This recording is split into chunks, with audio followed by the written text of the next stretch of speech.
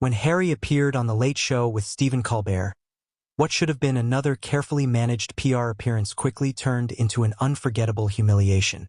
The moment Colbert addressed him mockingly as Prince, Harry's face told the story. The world saw a man stripped of dignity, trapped between clinging to a title he once rejected and being paraded around as a symbol of celebrity royalty. And at the center of this contradiction stands Meghan Markle, the architect of Harry's public unraveling. Without her influence, Harry would never have been forced into this pitiful halfway house. Not a working royal, yet constantly demanding recognition as one. Harry's humiliation on Colbert's stage was not an accident. It was the direct byproduct of the brand Meghan has carefully constructed. She pushed Harry into America's celebrity sphere, yet the irony is bitter. In this world, titles are not respected, they are mocked. Colbert didn't call him Prince to honor him. He said it to expose the absurdity of a man clinging to a role he claims to have rejected. This is the contradiction. Meghan has engineered a prince without a kingdom, a husband whose sole currency is his royal past, weaponized for Netflix contracts and memoir sales. The problem is that Meghan has never understood the cultural gap. In Britain, royal titles carry history, gravitas, and respect. In America, they are punchlines. Meghan wanted Hollywood glitz, but she dragged Harry's title with her as a prop. And now, instead of being treated with reverence, Harry is a spectacle laughed at on late-night television. The audience's laughter wasn't just at Colbert's joke, it was at Harry himself, at the empty weight of a title he can't let go. Meghan's obsession with keeping the Duke and Duchess label alive has left Harry a figure of ridicule rather than respect. Colbert's jab cut so deep because it exposed Harry's loss of identity. Once a soldier respected for his service, once a royal admired for his duty, he is now a talk show punchline. And it is Meghan who has engineered this transformation. She sold him the dream of freedom, but what she delivered was dependency. On her schemes, and on the very royal name he was supposed to escape. Every deal they've signed, from Netflix to Spotify, hinges not on Meghan's talent but on Harry's title. Strip that away, and what remains? A pair of celebrities with nothing original to offer.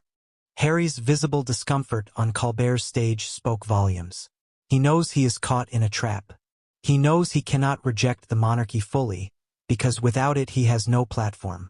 But he also knows he cannot embrace it, because Meghan has built her entire persona around being the rebel outsider. This is why the humiliation stung so badly. It reminded him and the world that his identity is no longer his own. He is Meghan's product, packaged and sold, yet constantly undermined by the very contradictions of their strategy. The more Meghan pushes Harry into Hollywood circles, the more he is diminished. Celebrities don't bow to royals, they mock them. Colbert's audience laughed, but that laughter was devastating. It was the sound of Harry's title being reduced to nothing more than a party trick. Meghan wanted the glamour of being a duchess in California, but the reality is far less flattering. She turned her husband into the butt of America's jokes. The humiliation wasn't Colbert's doing, it was Meghan's blueprint, now playing out in public. Harry's downward spiral on American television is proof that Meghan's plan is failing. The very title she clings to is now the weapon used against him.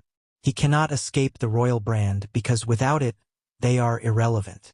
Yet the brand no longer commands respect, it commands mockery. This paradox is the legacy Meghan has created for Harry, a man stuck between two worlds, belonging to neither and humiliated in both. At the end of the day, Colbert didn't just mock a title. He exposed the emptiness of Meghan and Harry's project. Strip away the carefully staged PR, the victim narratives, the book deals, and what remains is a tragic truth. Harry is no longer a prince in any meaningful sense. He is a man who traded duty for a spotlight, only to find that the spotlight reveals not power, but weakness. And Meghan, ever the strategist, continues to push him forward not as a partner, but as a pawn in her endless game of self-promotion. The humiliation on Colbert's stage wasn't just Harry's moment of reckoning. It was Meghan's as well, because for all her ambition, for all her maneuvering, she cannot escape one truth. America will never bow. And in trying to make it bow, She has only succeeded in making Harry crawl. Meghan's greatest miscalculation has always been assuming that American fame operates like royal status. In the monarchy, titles guarantee reverence. In Hollywood, they guarantee nothing but scrutiny. Colbert's audience didn't cheer for Prince Harry because they respected him. They laughed because the title rang hollow. Because in America, power must be earned, not inherited. And this is where Meghan's ambition consistently backfires. She drags Harry into rooms where his past means nothing, then watches as he becomes the target of ridicule. The Colbert incident highlighted what many already see. Harry is no longer in control of his own narrative. Every time Meghan pushes him forward, it is not to elevate him but to protect her own image. He is the shield, absorbing the blows of mockery while she stands behind him, insisting on their relevance.